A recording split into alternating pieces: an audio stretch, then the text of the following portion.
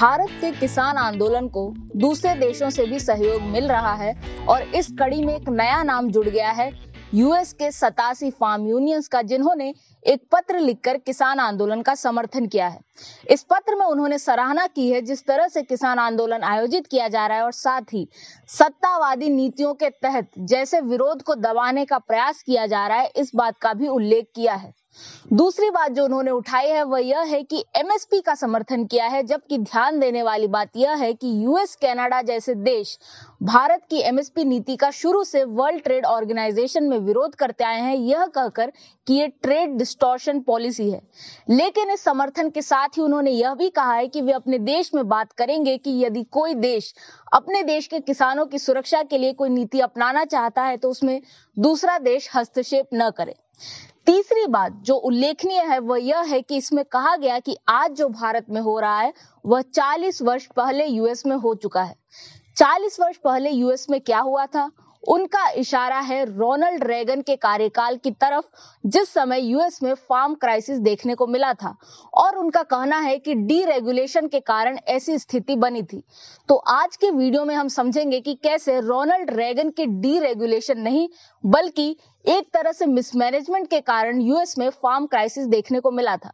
सबसे पहले 1970 के दशक में चलते हैं, जब यूएस में फार्म का मशीनीकरण हो रहा था, यानी वहां पर किसान अधिक से अधिक मशीनों का उपयोग कर रहे थे और साथ ही उस समय जो ऋण था वह कम ब्याज दर पर उपलब्ध था। ऐसे में वे ऋण लेकर अपने फार्म ऑपरेशंस का विस्तार कर रहे थे। इसी बीच यह हुआ कि 1940 की तुलना में 4 गुना हो गई थी उत्पादकता और ऐसे में अमेरिका बहुत सारे अनाज का उत्पादन करने लगा था। ऐसे में अमेरिका की जो डीरेगुलेशन की बात है वह उस समय नहीं हुआ था, बल्कि 6-7 दशक से ही अमेरिका का बाजार डीरेगुलेटेड है और हम आज बात कर रहे हैं वन नेशन वन मार्केट की, जबकि अमेरिका की पॉलिसी रही है वन वर्ल्ड वन मार्केट, यानी वहां पर एक्सपोर्ट इंपोर्ट पर भी किसी प्रकार के प्रतिबंध नहीं होते या होते हैं तो बहुत कम होते हैं।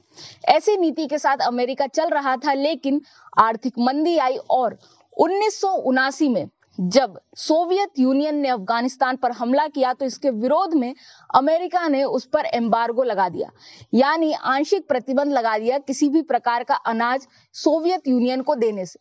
आर्थिक मंदी थी तो सोवियत यूनियन जो सबसे बड़ा अनाज आयातक था वह पीछे हट गया और साथ ही जो दूसरे देश थे वे भी आगे नहीं आए।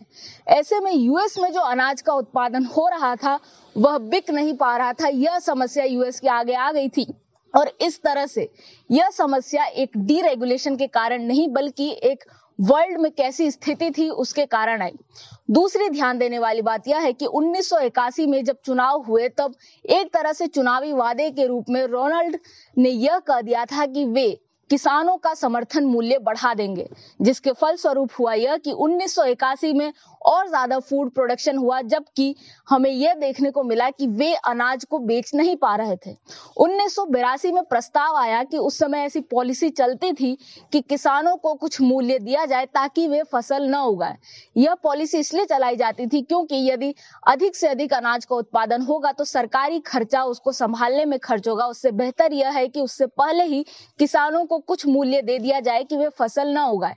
लेकिन रोनाल्ड रेगन ने इस प्रस्ताव को पूरी तरह से अस्वीकार कर दिया और 1983 में जब स्थिति और खराब हो गई तब पे इन काइंड नीति वे लेकर आए, यानी जो अनाज अत्यधिक था उसे देकर किसानों को कहा गया कि आप फसल न उगाएं और इस तरह से 1982 में जिस खर्चे पर यह नीति लागू हो सकती थी उससे कई गुना अधिक पे इन काइंड पर खर्च हुए और 1972 से 1981 के बीच प्रति वर्ष $3 अरब खर्च किया था यूएस ने फेडरल फार्म पॉलिसी के तहत। लेकिन जो रोनाल्ड रेगन का कार्यकाल था उसमें 3 वर्षों में ही मात्र $34 अरब खर्च कर दिए गए। ऐसे में जो फार्म डीरेगुलेशन की बात हो रही थी वह नहीं हुआ बल्कि अब मिसमैनेजमेंट हुआ। नीतियां समझी नहीं गई, जब समझी गई तो काफी देर हो चुकी थी और इस तरह से अत्यधिक खर्च हुआ और यह कारण था रोनाल्ड रेगन के कार्यकाल में कृषि क्राइसिस का। अब इसकी तुलना भारत से करें।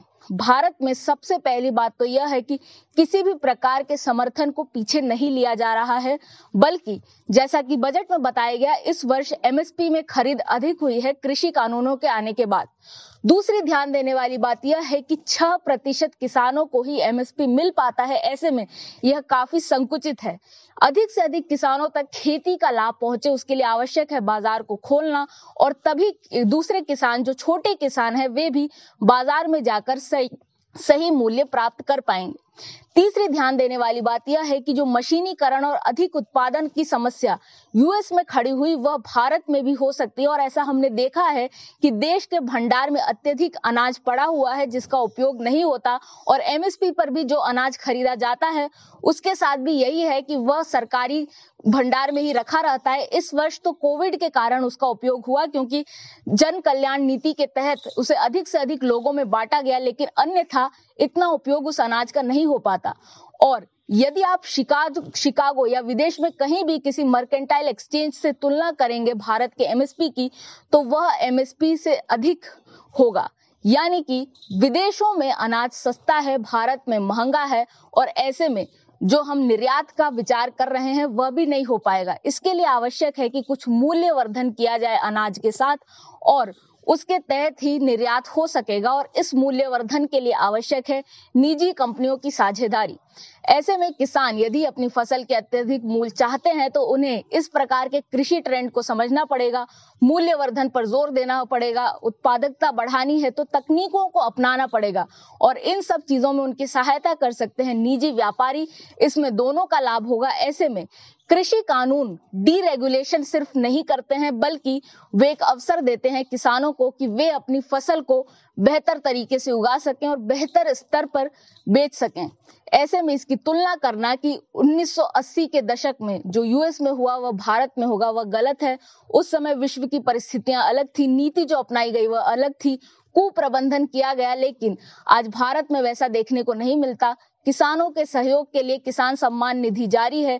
एमएसपी के तहत किस तरह से डिस्ट्रीब्यूशन होगा यह एक प्रश्न बना हुआ है, क्योंकि यह कंसंट्रेटेड हो गया है पंजाब और हरियाणा में, और अन्य राज्य के किसान इससे ज्यादातर अछूते रह जाते हैं। ऐसे में एमएसपी की मांग करना जो कि बाजार के अनुकूल नहीं होगी, क्योंकि यह आर्थिक रूप से व्यवहार्य नहीं है, यह एक गलत मांग है और इसे रोक देना चाहिए। और किसान आंदोलन आज जिस मोड़ पर आ गया है उससे उसे अब पीछे जाना चाहिए। मैं हूं निष्ठा अनुश्री, देखते रहें स्वराज्य।